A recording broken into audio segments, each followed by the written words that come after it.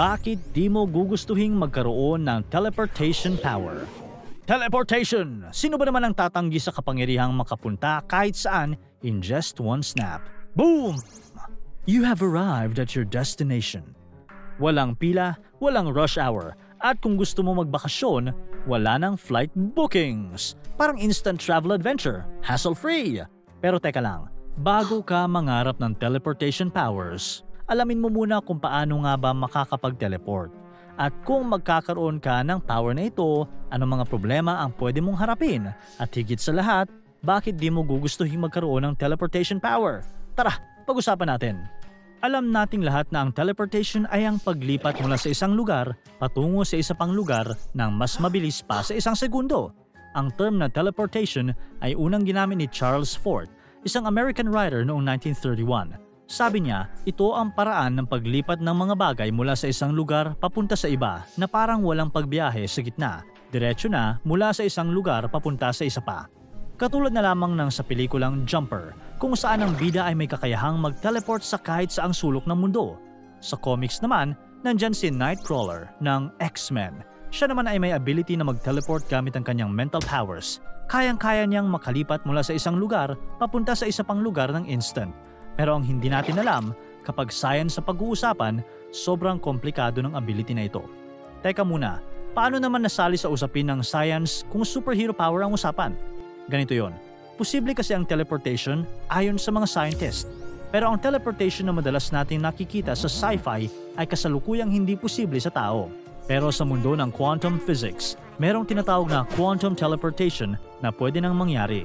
Sa quantum world, hindi mo kinakailangan i-transport ang matter mismo, kundi ang teleportation dito ay tungkol sa paglipat ng impormasyon. Imaginein mo na lang, dalawang particle na malayo sa isa't isa ay nakakakonekta sa pamamagitan ng isang quantum link. Kung ang isang particle ay nagbabago, ang information na iyon ay instant na naipapasa sa kabila. Ayon sa mga bagong research mula sa University of Rochester at Purdue University, pinag-aralan ng mga scientists kung paano maaaring mag-teleport ang impormasyon sa pagitan ng mga electrons na maaaring magbago sa quantum computing. Ang discoveries na ito ay posibleng magdala ng malalaking pagbabago sa teknolohiya, gamot at science sa hinaharap. Noong 2017, nagtagumpay ang mga Chinese scientists na ilipat ang quantum state ng isang photon mula sa Earth papunta sa satellite na nasa 500 kilometers ang layo. Pero ito ay paglilipat ng impormasyon lang, hindi ng bagay mismo. Kaya kahit na parang malayo pa ang teleportation na nakikita natin sa pelikula, ang mga groundbreaking discoveries na ito ay nagsasabi sa atin na posible ang teleportation, pero sa isang quantum twist. Importante ang science para mas maintindihan ang mga komplikasyon ng teleportation.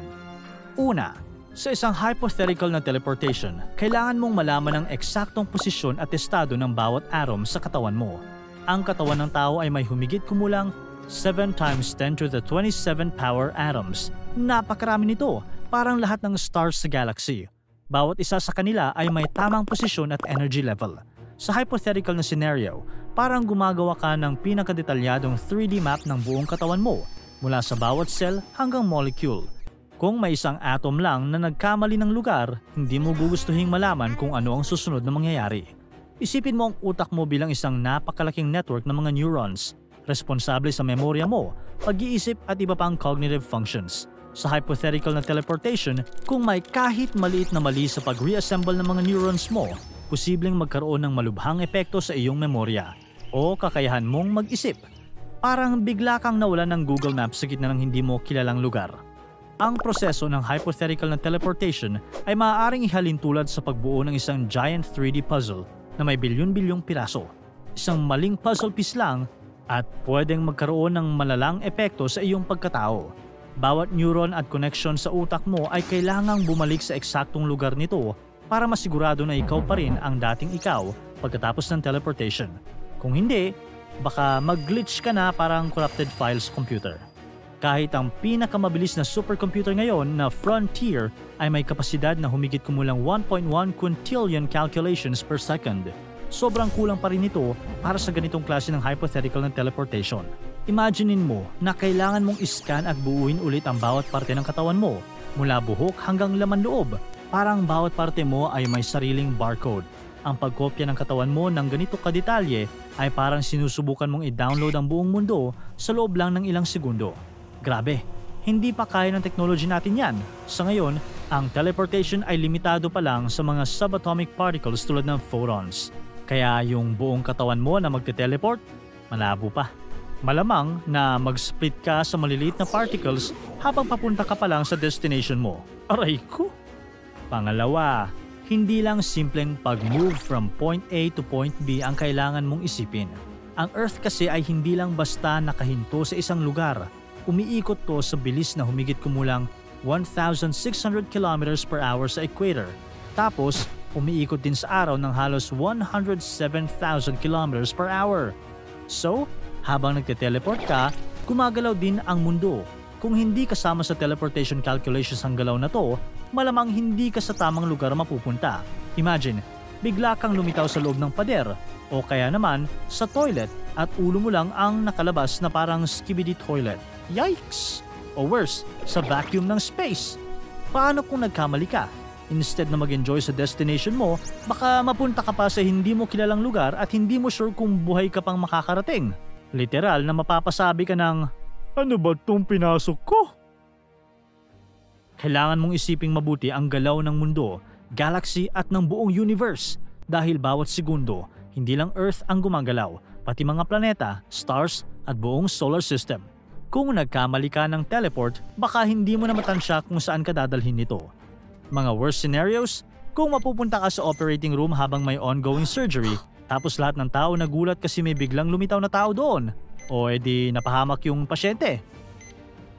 O kaya, kung nag-teleport ka sa gitna ng kalsada, halimbawa sa EDSA, naku, baka maging kwento ka na lang. At eto pa, paano kung nag-teleport ka sa kalagitnaan ng bagyo o lindol? Sa gitna ng quarry site o bundok na malapit ng mag-landslide o sa karagatang may malalaking alon? Pwede ka ring makarating kahit sa mismong bagyo kung saan papaikot-ikutin ka nito. Tatamaan ka pa ng kidlat at mahuhulog ka sa iyong final destination. Imbes na exciting adventure, naging isa pang bangungot. Kaya kung magiging realistic tayo at science ang basihan, mukhang kailangan mo nang i-delete ang power of teleportation sa pangarap mo. Pero kung gusto mo talaga mag-teleport, ang kailangan mong gawin ay i-combine ito sa ibang superpowers para mas effective. Halimbawa, dapat meron kang super agility at reflexes. Mas madali kang makakapag-adjust habang nagte-teleport at may iwasan ng mga di ka nais-nais na scenarios. Dagdagan pa ng super awareness para alam mo kung saan ka dadalhin ang teleport mo at telekinesis para mas maayos ang environment bago ka dumating. Pag pinagsama ang mga powers na to, pwedeng mas maging smooth at safe ang teleportation mo. Siyempre, imposible pa rin ito, pero ipagpalagay na nating na-achieve mo ang lahat ng superpowers na ito. Wala na ba tayong problema ngayon sa teleportation? Meron pa rin. Kung may kapangyarihan kang mag-teleport, mas convenient para sa'yo kasi mas madali kang makakapunta sa maraming lugar. Kaya lang, naisip mo bang mawawala na ang thrill ng pag-travel? Wala nang road trips with friends, walang scenic views, at wala na rin yung mga random adventures na nangyayari along the way. Kung sanay ka namang bumiyahe ng ilang oras para bisitahin ang mga mahal mo, sa teleportation, wala na yung feeling na malayo sila. Mawawala rin yung sense of appreciation sa layo at space. Baka mawalan ka na ng halaga sa effort ng pagbisita dahil teleport ka na lang ng teleport. Kung kaya mo rin mag-teleport anumang oras, baka ma-spoil ka. Gusto mo ng pagkain? Teleport agad sa restaurant. Walang traffic, walang mahabang hintayan. Pero mawawala yung pasensya at hard work na kasama sa pag-abot ng goals. Masyado kang magiging dependent sa instant results. At ito pa, syempre, mahalaga sa atin ang ating privacy. Pero paano kung bigla na lang may ibang tao na pwede rin makapag-teleport? Goodbye privacy. Pwede kang biglang puntahan ng kahit sino, kahit ayaw mo. Magiging mahirap na mag-set up ng personal boundaries. Isipin mo, dumudumi ka sa banyo at may bigla na lang tumagos sa pader. Ang awkward. Magpakatotoo tayo. May mga temptations ka pag meron ka ng kapangyarihan to teleport. Makakaya mong gamitin ang powers mo para pumasok sa mga lugar na hindi ka dapat nandun. O kaya bigla ka nalang makialam sa buhay ng iba. Ang masaklap, maging masama ka at gawin mo tong opportunity para makapagnakaw o manghimasok sa hindi mo buhay. Magiging feeling invincible ka rin kasi kahit anong problema, teleport away ka lang. Pwede ka mawala ng preparation skills at maging careless dahil masasanay ka na laging may easy way out. Lahat na lang ng awkward situations, iiwasan mo. Kaya pag may drama o conflict, teleport ka lang palayo. Pero paano mo pa ma-enhance ang social skills mo kung lagi kang may escape button? Sabi nga nila, life is about the journey, not the destination. Kaya bakit mo pa kailangan ng teleportation kung pwede mo namang i-enjoy ang exciting na journey ng buhay? Maliban na lang kung gusto mong maging member ng X-Men. O diba?